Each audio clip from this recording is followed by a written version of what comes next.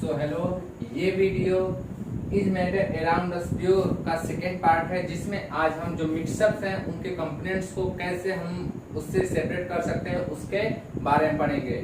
सो आज की इस वीडियो में हम कौन कौन से टेक्निक्स यूज के बारे में पढ़ेंगे। उसमें सबसे पहले हम पढ़ेंगे filtration, evaporation, separating funnel, sublimation, chromatography, centrifugation, distillation, fractional distillation and crystallization. इतने सारे हम टेक्निक्स को आज इस वीडियो में पढ़ेंगे। मिक्सचर्स के कंपोनेंट्स को सेपरेट करने की और भी बहुत सारी टेक्निक्स होती हैं, बट अभी हमारी जो बुक में जितनी टेक्निक्स दी गई हैं उनको आज हम इस वीडियो में पढ़ेंगे। तो चलिए without wasting any time video शुरू करते हैं और सबसे फर्स्ट देखते हैं व्हाट इज फिल्ट्रेशन।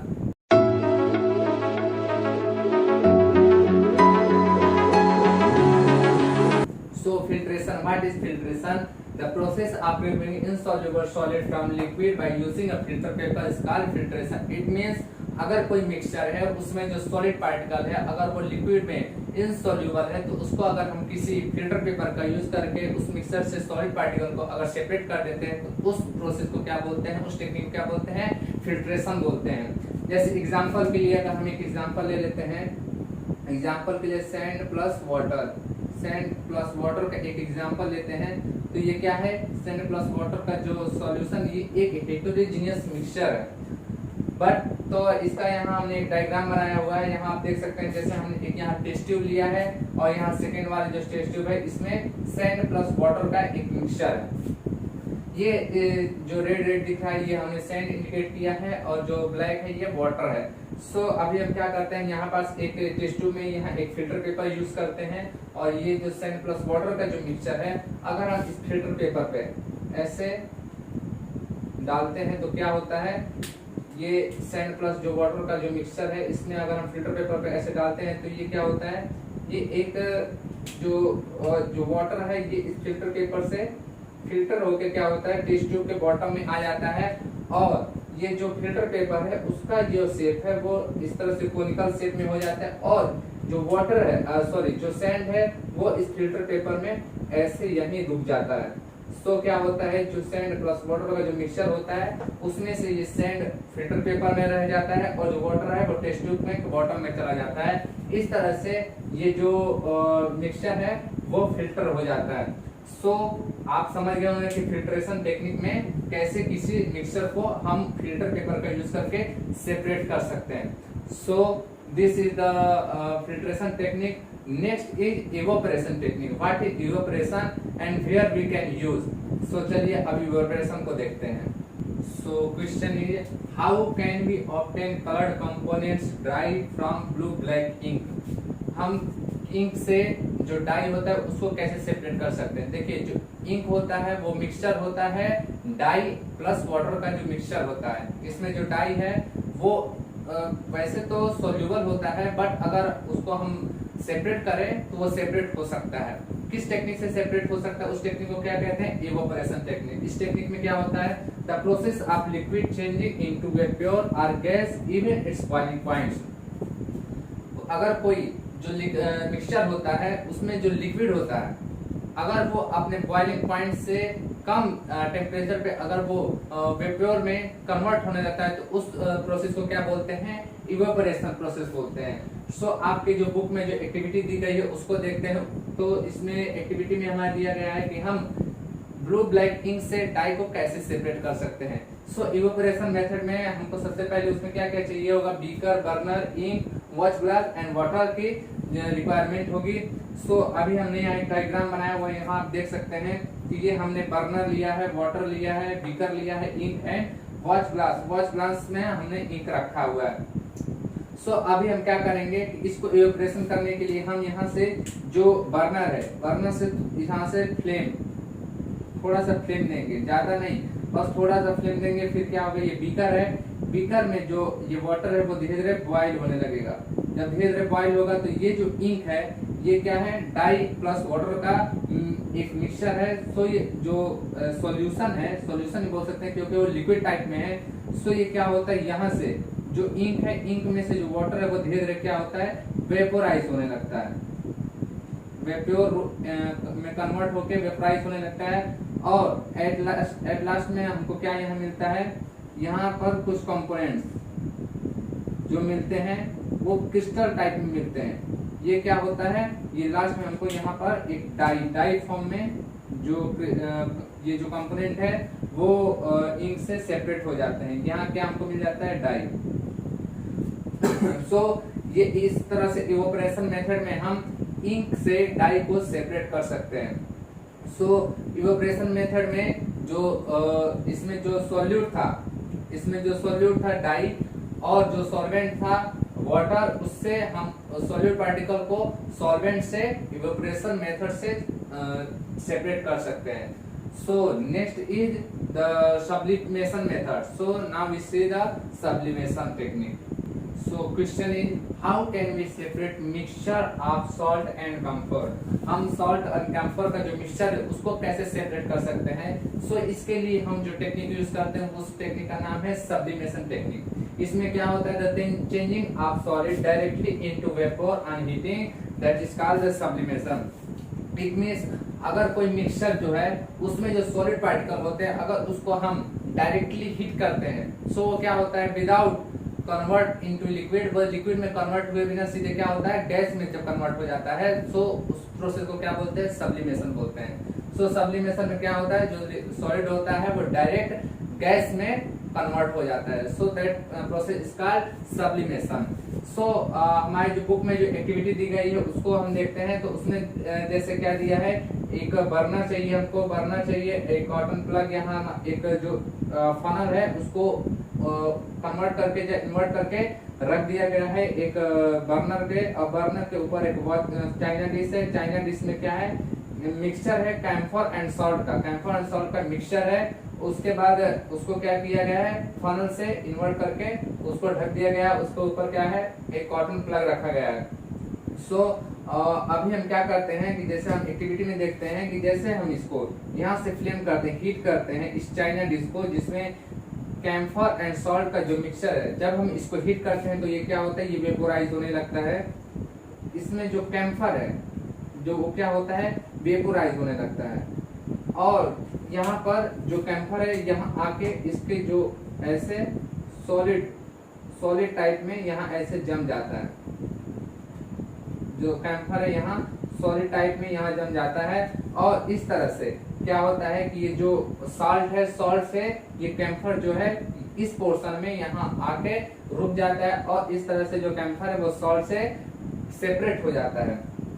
सो इस प्रोसेस को क्या बोलते हैं, सब्लिमेशन प्रोसेस बोलते हैं। इसका यूज किस तरह से और कहाँ होता है, जैसे देखिए, to separate such mixtures that contain a sublimable volatile components from a non sublimable impurities. इसमें जो क्या होता है कि जो सब्लिमेबल जो कंपोनेंट्स होते हैं वो जो अगर नॉन सब्लिमेबल इम्प्योरिटीज, इसमें जैसे नॉन सब्लिमेबल इम्प्योरिटीज क्या है, सॉल्ट एक नॉन सब्लिमेबल इम्प्योरिटी है, क्योंकि ये क्या है, वेपोराइज नहीं होता है। अगर हम इसको डायरेक्टली हीट करते हैं तो वेपोराइज नहीं होता है, बट जो कैम्फर है ये क्या होता है, एक सब्लिमेबल कंपोनेंट है। इसको अगर हम हीट करते हैं तो यह क्या होता है, डायरेक्ट सॉलिड से डायरेक्ट वेपोराइज होकर गैस में कन्वर्ट हो जाता है।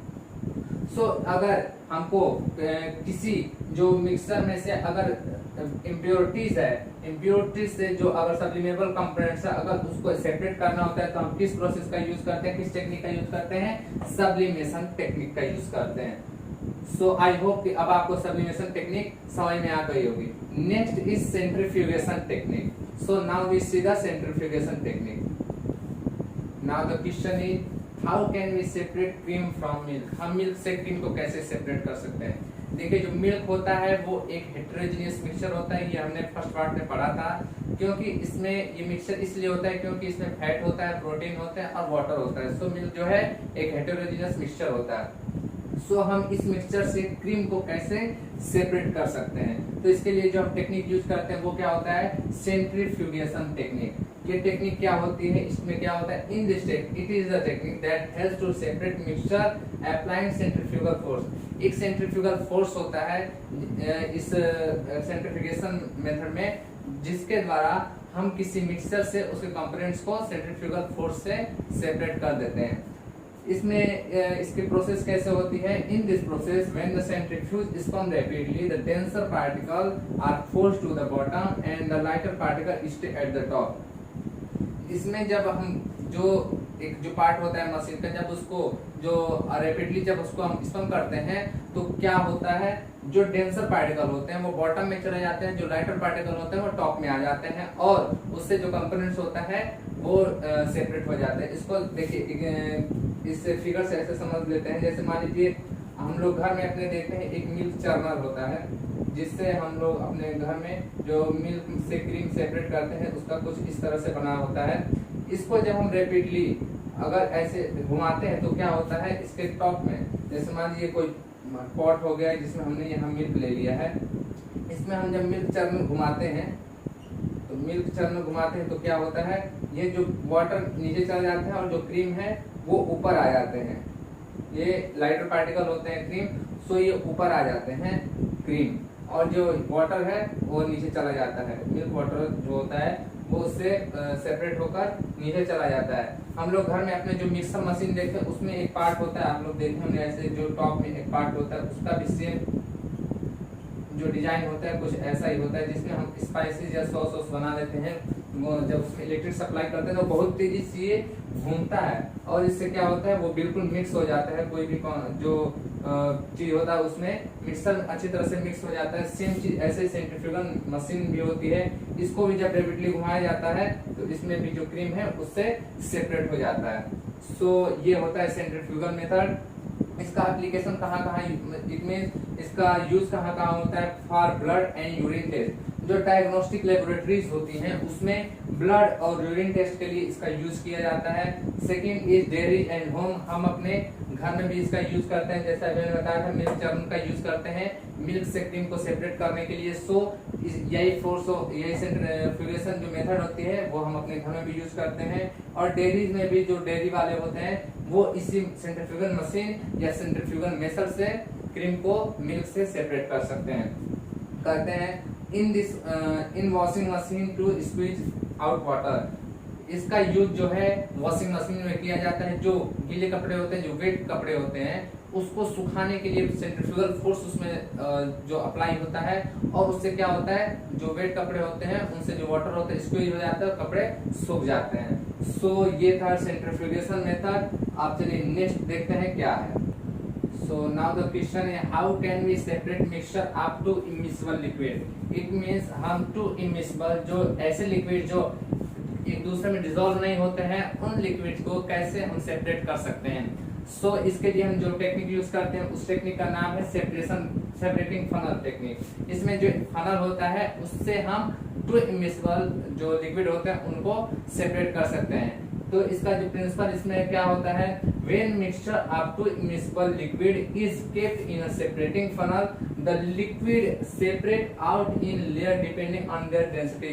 जब टू इमिसिबल लिक्विड जो एक दूसरे में डिसॉल्व नहीं होते, अगर उनको सेपरेटिंग फनल में रखा जाता है सो वो क्या होता है टू लेयर्स में सेपरेट हो जाते हैं, और जिनकी डेंसिटी ज्यादा होती है, जिस लिक्विड की डेंसिटी ज्यादा होती है वो क्या होता है टॉप में चला जाता है, और जिसकी कम होती है वो लोअर नीचे आ जाता है, बॉटम में आ जाता है।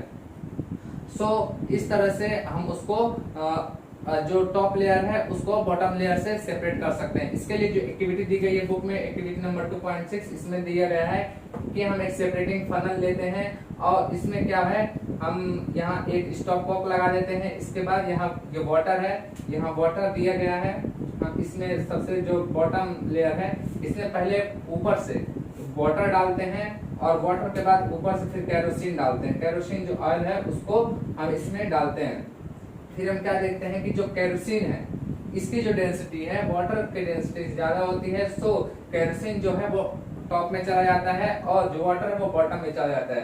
तो हम क्या करते हैं स्टॉप कॉक को थोड़े से धीरे धीरे ओपन करते हैं, और यहाँ पर हम इसको धीरे धीरे वो इकट्ठा कर लेते हैं। तो हम क्या देखते हैं जैसे ही ये जो केरोसिन है जब इस पोर्शन में आ जाता है तो हम फिर से स्टॉप कॉक को बंद कर देते हैं। सो वाटर जो है वो केरोसिन ऑयल से क्या होता है सेपरेट हो जाता है। सो ये एक्टिविटी दी गई है, आप उसको भी अपने बुक में देख सकते हैं। सो इस प्रिंसिपल का जो इसका जो यूज है, इसका एप्लीकेशन कहाँ कहाँ यूज होता है, मतलब इस प्रोसेस का यूज कहाँ कहाँ हम कर सकते हैं। सो इसका जो सब फर्स्ट यूज होता है to separate a mixture of oil and water. आप जैसे यहाँ देख सकते हैं ऑयल एंड वाटर का मिक्सचर है, सो हम सेपरेटिंग फनल से उसको सेपरेट कर सकते हैं। Second is in the extraction of iron from its ore. Iron जो होता है उसके ओर से आयरन को सेपरेट करने के लिए हम सेपरेटिंग फनल का यूज करते हैं। सो आई होप कि अब आपको सेपरेटिंग फनल जो टेक्निक है इसको भी समझ में आ गया होगा। Next is chromatography technique. So now we see the what is chromatography technique. Question is the dye in black ink in a single colour. So it means जो ब्लैक इंक होता है उसमें जो डाई होता है क्या वो सिंगल कलर का कंपोनेंट से बना होता है। सो इसको फाइंड करने के लिए, उसके कंपोनेंट को सेपरेट करने के लिए हम कौन सी टेक्निक का यूज करेंगे, उस टेक्निक को कहते हैं क्रोमेटोग्राफी टेक्निक। सो इस टेक्निक में क्या होता है, this technique is used for separating of those solute that dissolve in same solvent the component which is more soluble in rises faster and gets separated from mixture। It means इस technique में क्या होता है कि जो mixture होता है उसमें जो सॉल्यूट होता है वो सेम टाइप के सॉल्वेंट में डिसॉल्व होता है, और जो सॉल्वेंट में जो कंपोनेंट होता है, जो मिक्सचर में जो कंपोनेंट होता है जो ज्यादा सोल्यूबल होता है वो क्या होता है फास्टरली, मतलब जल्दी से राइज हो जाता है, और जो कंपोनेंट होता है वो उससे सेपरेट हो जाता है। जैसे अभी इसको एक्टिविटी हमारी जो बुक में दी गई है उसको देखते हैं। जैसे एक्टिविटी नंबर 2.7 जो है, इसमें हम एक जार लेते हैं, जार में क्या होता है थोड़ा सा वाटर लेते हैं, और उसके बाद एक फिल्टर पेपर, जो फिल्टर पेपर स्ट्रिप है इसको क्या करते हैं इसमें ऐसे रखते हैं, और उसको रखने से पहले क्या करते हैं इस पे एक लाइन बनाते हैं, लाइन पे हम एक इंक का एक स्पॉट यहाँ लगा देते हैं, इंक स्पॉट, और ये नीचे क्या है वाटर है, और इस पे क्या करते हैं एक पेपर क्लिप से इसको डाल देते हैं जिससे फिल्टर पेपर उस जार में गिरे नहीं। इसके बाद क्या होता है कि जब हम फिल्टर पेपर को इस जार में ऐसे नीचे जब डालते हैं तो क्या होता है ये जो वाटर है ये वाटर ऐसे ऊपर की तरफ राइज होता है। सो क्या होता है जब इस पॉइंट तक ये वाटर पहुंचता है, थोड़ा जो पार्ट से जब इस तक पहुंचता है तो ये जो स्पॉट है इसमें से जो कंपोनेंट्स है वो क्या होता है सेपरेट हो जाता है। इस तरह से जो डाई का जो कंपोनेंट है वाटर के राइज होते ही ये ऊपर राइज हो जाता है, और जो कंपोनेंट है कलर कंपोनेंट है वो फिल्टर पेपर पे इससे सेपरेट हो जाता है। सो इस टेक्निक को क्या कहते हैं क्रोमेटोग्राफी टेक्निक कहते हैं। क्रोमेटोग्राफी में जो क्रोमा वर्ड है वो एक ऐसा वर्ड है जिसका मीन्स होता है कलर। सो इस तरह से जो कलर को सेपरेट करने की जो टेक्निक होती है उसको क्या कहते हैं क्रोमेटोग्राफी टेक्निक कहते हैं। इसके जो एप्लीकेशन है इसको हम कहाँ कहाँ यूज करते हैं, इसका जो फर्स्ट यूज होता है to separate colour in die.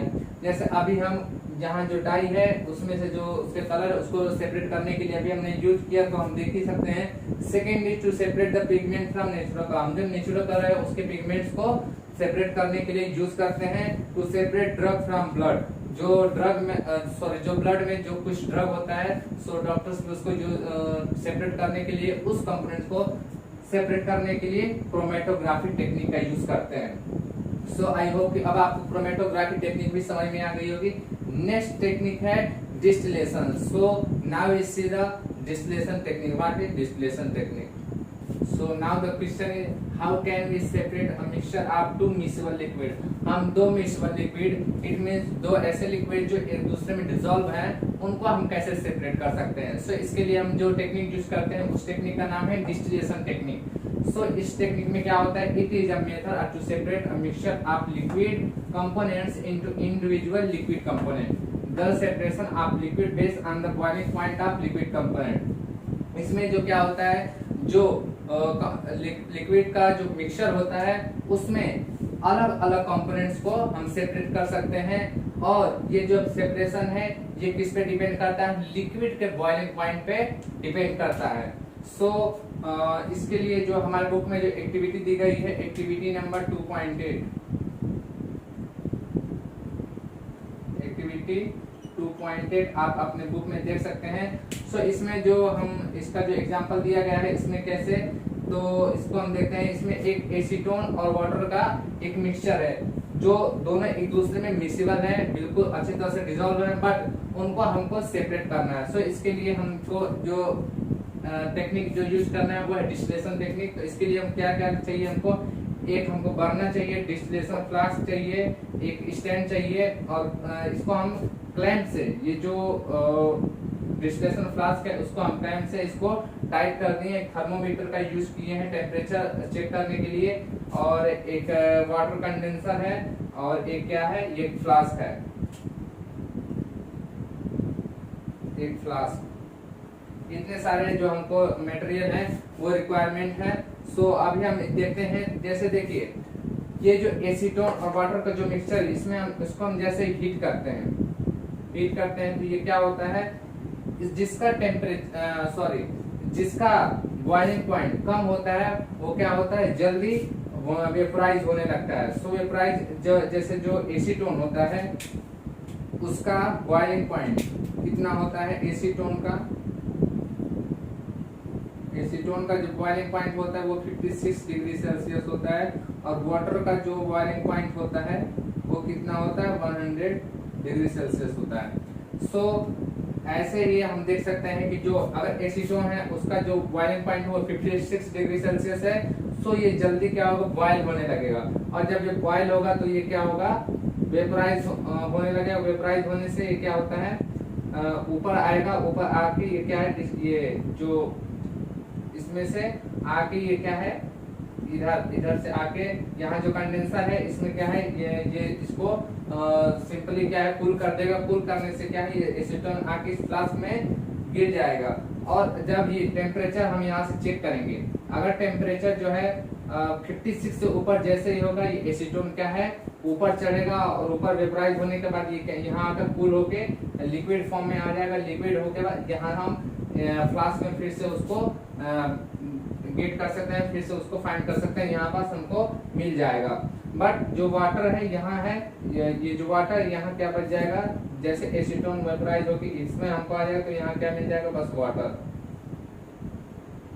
क्योंकि 56 डिग्री सेल्सियस से लेके हम जब तक 100 डिग्री सेल्सियस नहीं होगा, वाटर क्या है वो बॉयल नहीं होगा, तो उससे पहले ही हमको जो एसीटोन है वो हम पा सकते हैं। सो यहाँ से 56 डिग्री सेल्सियस के ऊपर जैसे ही हम टेम्परेचर को यहाँ चेक करेंगे थर्मोमीटर में, तो वहां से ये एसीटोन जो है इधर आके कूल होगा और यहाँ हमको फ्लास्क में मिल जाएगा। सो इस तरह से हम टू मिक्सेबल लिक्विड को एक दूसरे कंपोनेंट से सेपरेट कर सकते हैं individually. So next is fractional distillation. So now we see the what is fractional distillation. The point is fractional distillation. What is fractional distillation? Fractional distillation क्या होता है? The process of continuous distillation and condensation of components of mixture. It means कोई mixture में किसी component को distillation करना, it means उसको heat करना, एंड कंडेंसेशन करना, इट मींस उसको कूल करना। ये लगातार इसमें जो कंटिन्यूअस चलता रहता है, इस प्रोसेस को क्या कहते हैं? फ्रैक्शनल डिस्टिलेशन कहते हैं। इसमें क्या होता है? The mixture of heated such that components start to vaporize at his boiling point and the fraction is separated. इसमें क्या होता है, जो मिक्सचर में जो कंपोनेंट्स होते हैं वो उनका जो बॉइलिंग पॉइंट होता है, जब उस बॉइलिंग पॉइंट में वो उनको टेम्परेचर मिलता है तो वो क्या होते हैं? वेपोराइज होने लगते हैं, और वेपोराइज होने से क्या होते हैं? वो कंपोनेंट से सेपरेट हो जाते हैं, उस मिक्सचर से वो कंपोनेंट क्या है? सेपरेट हो जाते हैं। सो इस पे एक क्वेश्चन है that how can we separate different gases from air। सो चलिए उसको देखते हैं। उसमें देखिए फ्रैक्शनल डिस्टिलेशन का यूज होता है। सो उस डायग्राम को देखते हैं, उसको देखते हैं कि उसमें कैसे हम एयर से गैसेस का जो कंपोनेंट्स है उसको सेपरेट कर सकते हैं। सो इस डायग्राम में हम देख सकते हैं कि हम एयर से जो उसमें कंपोनेंट्स होते हैं, जैसे ऑक्सीजन हो गया, आर्गन और नाइट्रोजन, ये जो कंपोनेंट्स मिलकर जो एयर बनाते हैं, उसमें से हम इनको कैसे सेपरेट कर सकते हैं। तो इसके लिए जो डायग्राम है, इसमें सबसे पहले क्या होता है कि देखिए यहाँ एक हम फिल्टर का यूज करते हैं, जैसे क्योंकि जो एयर होता है इसमें बहुत सारे डस्ट पार्टिकल भी होते हैं, तो यहाँ से जो एयर का जो पार्टिकल यहाँ से निकल जाते हैं, उसमें जो डस्ट पार्टिकल होते हैं, फिर उसमें से एक जो पाइप होती है उसमें से एयर जो है अंदर ली जाती है। उसके बाद यहाँ से उसको बंद कर दिया जाता है। बंद करने के बाद जैसे ही थोड़ा आगे बढ़ता है, उसको एयर को बिल्कुल हाई प्रेशर पे उसको कंप्रेस किया जाता है। हाई प्रेशर पे जब कंप्रेस किया जाता है उसके बाद जब नेक्स्ट स्टेप में वो आगे बढ़ता है तो वो क्या होता है, उसको हीट किया जाता है। हीट होने के बाद वो क्या है, हॉट एयर में कन्वर्ट हो जाती है। हॉट एयर में कन्वर्ट होने के बाद और जो स्टेप में जब नेक्स्ट स्टेप में आती है तो यहाँ क्या आप ये जो देख रहे हैं, ये जैसे हीटर टाइप का जो तार होता है, जैसे आप वायर इसको भी समझ सकते हैं, उसी टाइप का है। यहाँ जब आता है तो यहाँ जो है टेम्परेचर ज्यादा रहता है, टेम्परेचर ज्यादा रहता है। उसके बाद जब जो हॉट एयर है अगर वो लिक्विड फॉर्म में थोड़ा भी अगर कन्वर्ट हो जाता है तो ये यहाँ से हाई टेम्परेचर की वजह से यहाँ से वो वाटर रूप में आउट हो जाता है। अगर वो यहाँ से थोड़ा नीचे आता है तो यहाँ क्या होता है, टेम्परेचर जो है लो रहता है, और लो रहने की वजह से यहाँ क्या होता है, वो लिक्विड फॉर्म में यहाँ आ जाता है, और यहाँ से जो वाटर है वो फ्रीज होता है। यहाँ आप देख सकते हैं फ्रीजिंग कोल्ड वाटर है, यहाँ से जो एयर है वो लिक्विड फॉर्म में पूरा फ्रीज हो जाता है। फिर यहाँ से टेम्परेचर जब बढ़ाया जाता है तो ये क्या होता है, नेक्स्ट स्टेप में इस यहाँ आता है, जहाँ से ये कोल्ड कंप्रेस्ड एयर एकदम बिल्कुल जो ठंडी हवा होती है उस तरह से उसको बहुत ज्यादा हाई प्रेशर पे कंप्रेस किया जाता है। हाई प्रेशर पे कंप्रेस करने के बाद यहाँ जो टेम्परेचर, यहाँ टेम्परेचर गिर जाता है। जैसे यहाँ टेम्परेचर गिरता है यहाँ से एक सेपरेटर लगा रहता है, उसमें से क्या है, कार्बन डाइऑक्साइड ड्राई आइस के फॉर्म में बाहर निकल जाती है। जैसे अभी देखिए यहाँ जो दिया गया है, ये अभी हमारे बुक में दिया गया है, पर जो एयर में 0.4 जो परसेंटेज है उसमें CO2 भी होता है, जिसमें अगर यहाँ जो निकल रहा है उसको आप इस तरह से मान सकते हैं, बट हमारे बुक में दिया नहीं है। बट आप यहाँ देख सकते हैं कि जो कार्बन डाइऑक्साइड है उसका 0.4 परसेंटेज एयर में होता है।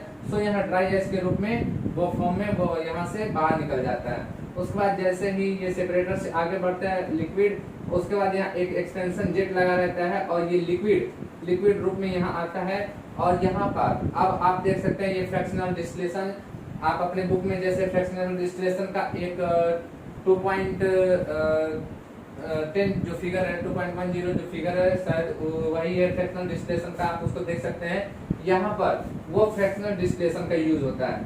यहाँ पे जैसे अभी हमने देखा था फ्रैक्शनल डिस्टिलेशन में क्या होता है कि वो continuous distillation and condensation process चलता रहता है। सो यहाँ पर जैसे ही आता है ये लिक्विड फॉर्म में, ये यहाँ एयर आ गई है।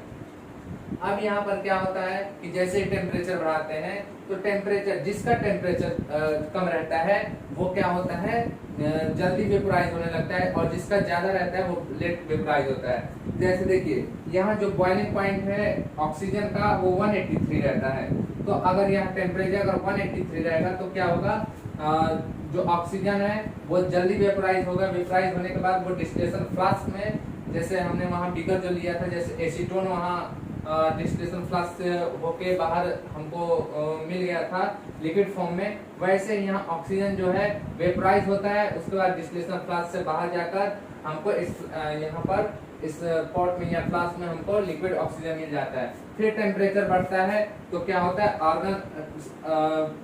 ऑर्गन जो है वो यहाँ से डिस्टिलेशन फ्लास्क से बाहर निकल जाता है, और यहाँ से नाइट्रोजन जैसे 196 degree Celsius minus 196 degree Celsius minus में जैसे टेम्परेचर बढ़ता है तो क्या होता है, ऑर्गन वहां से आउट हो जाता है। सो इस तरह से हम देख सकते हैं कि जो हमारा एयर है उसमें से हम ऑक्सीजन, आर्गन और नाइट्रोजन जो गैस होती है इनके यहाँ परसेंटेज लिखे हुए हैं। 20.9% जो है ऑक्सीजन होता है, और -183 बॉइलिंग पॉइंट पे उसको हम एयर से उसको सेपरेट कर सकते हैं। 0.9% जो होता है वो आर्गन होता है, और 78.1% जो है वो नाइट्रोजन होता है एयर में। इस तरह से इस डायग्राम में जैसा आपको दिखाया गया, आप बुक में भी देख सकते हैं, इस तरह से हम एयर से जो गैस के जो कंपोनेंट्स हैं उनको सेपरेट कर सकते हैं। सो आई होप कि अब आपको ये डायग्राम भी समझ में आ गया होगा। Next point is crystallization. So now we see the what is crystallization. Now the question is how can we get pure copper sulfate to impure sample? So इसके लिए हम जैसे हम जो कॉपर सल्फेट है उसको इसके इम्प्योर सैंपल से हम कॉपर सल्फेट के प्योर सैंपल को कैसे सेपरेट कर सकते हैं। सो इसके लिए हम जो टेक्निक यूज करते हैं वो क्या है, क्रिस्टलाइजेशन टेक्निक। इसलिए क्या होते हैं, it is a process which help to separate a pure solid from solution. It is crystal form, this is use purify solid. ये एक ऐसी टेक्निक है जो किसी सॉल्यूशन में से सॉलिड को सेपरेट करने के लिए या प्योर सॉलिड को सेपरेट करने के लिए यूज की जाती है। सो इसका यूज कैसे होता है, जैसे इसके एप्लीकेशन अगर देखते हैं कि purification of salt that we get from sea water. हम जो सी वाटर जो हमारे सी का जो जल वाटर होता है उससे हम सॉल्ट को सेपरेट करने के लिए इस टेक्निक का यूज करते हैं। उसके लिए देखिए क्या होता है कि हम इसके लिए इवोपरेशन मेथड भी यूज कर सकते हैं, बट इवोपरेशन मेथड में अगर खुद ही हम इवोपरेशन यूज करते हैं तो इसमें क्या होता है कि जो उसमें जो सॉल्यूट जो इम्प्योरिटीज होती हैं वो पूरी तरह से वेपोराइज तो नहीं होंगी, और उससे क्या होता है कि जो मिक्सचर है, मिक्सचर में जो इम्प्योरिटीज होती हैं उससे हमको प्योर सब्सटेंस या प्योर जो मटेरियल है वो हमको नहीं मिलेगा। और इसमें क्या है कि जैसे मान लीजिए अगर हम उसको लगातार कंटिन्यूअस अगर वेपोराइज करते हैं तो उसमें क्या होता है, हो सकता है उसका कलर चेंज हो जाए और उससे वो बहुत ही उसमें अजीब अजीब सी इम्प्योरिटीज भी आ सकते हैं। जैसे अगर कोई शुगर है, अगर उसको हम ज़्यादा हीट करते हैं तो क्या होता है ब्लैक कलर में कन्वर्ट हो जाता है, उससे क्या होता है वो देखने में भी अच्छा नहीं दिखता है। सेकेंड इज ये है कि अगर हम उसको फिल्टर करने के बाद अगर वेपराइज कर देते हैं तो उसमें बहुत सारी इम्प्योरिटीज रह सकती हैं। सो इसके लिए अगर हम इवेपोरेशन अगर यूज करते हैं तो वो ज़्यादा अच्छा नहीं होता है, सिंपल इवेपोरेशन मेथड। बट अगर क्रिस्टलाइजेशन यूज करते हैं तो इसमें क्या होता है कि जो सी वाटर होता है उसको पहले फिल्टर करते हैं, फिल्टर करने के बाद हम उसको थोड़ा हीट करते हैं। हीट करने में क्या होता है कुछ वेपोराइज हो जाता है, वाटर वेपोराइज हो जाता है। उसके बाद जैसे आप एक सैचुरेटेड सॉल्यूशन हमने आपको दिखाया था, पढ़ाया था लास्ट पार्ट में, सो आप उसको देख सकते हैं। हमको एक सैचुरेटेड सॉल्यूशन मिलता है, उसमें क्या होता है कि जो सॉल्यूट होता है उसमें से जो सॉल्वेंट होता है, जैसे सॉल्वेंट जो उसमें वाटर होता है वो वेपोराइज हो जाता है, जो सॉल्यूट बचता है वो इतना सॉल्यूट बचता है कि बस उसमें और ज्यादा सॉल्यूट हम मिक्स नहीं कर सकते हैं। विदाउट टेम्परेचर हम उसमें विदाउट टेम्परेचर अगर किसी सॉल्वेंट में हम सॉल्यूट को और डिजोल्व नहीं कर सकते तो उस स्टेट को क्या कहते हैं, सैचुरेटेड सॉल्यूशन कहते हैं। सो अगर सी वाटर है उसमें अगर हम और जैसे हम वेपराइज कर देते हैं तो हमको अगर सैचुरेटेड सॉल्यूशन अगर मिल जाता है, उसके बाद अगर हम उसको रूम टेम्परेचर पे भी रख देते हैं तो फ्यू डेज में हम क्या देखते हैं कि उसमें से वाटर जो है बिल्कुल वेपराइज हो गया होता है और हमें उसमें से जो सॉल्ट है वो क्रिस्टल टाइप में क्रिस्टल फॉर्म में हमको मिल जाता है। सो इस तरह से हम जो सी वाटर है उसमें से सॉल्ट को प्यूरिफाई कर सकते हैं। और इसका जो सेकंड एप्लीकेशन है वो है separation of crystal of alum from their impurity. जो फिटकरी होता है आप लोग देखे होंगे, एलम होता है उसको एलम बोलते हैं केमिकली, तो उसको उसकी जो इम्प्योरिटीज होती है उसको भी इसी टाइप से क्रिस्टलाइजेशन टेक्निक से हम फिटकरी को भी उसके इम्प्योरिटीज से सेपरेट कर देते हैं। सो ये है crystallization technique. So I hope कि आपको ये भी समझ में आ गया होगा। सो हमने इतने सारे टेक्निक्स पढ़ी हैं, इतने सारे एप्लीकेशंस पढ़े हैं, बहुत सारे और भी टेक्निक्स होते हैं और भी एप्लीकेशंस होते हैं हर टेक्निक्स के। सो तो ये सेकेंड चैप्टर का ये सेकेंड पार्ट था। सो आई होप कि आपको ये पूरा लेसन अच्छे समझ में आ गया होगा, पूरा चैप्टर समझ में आ गया होगा।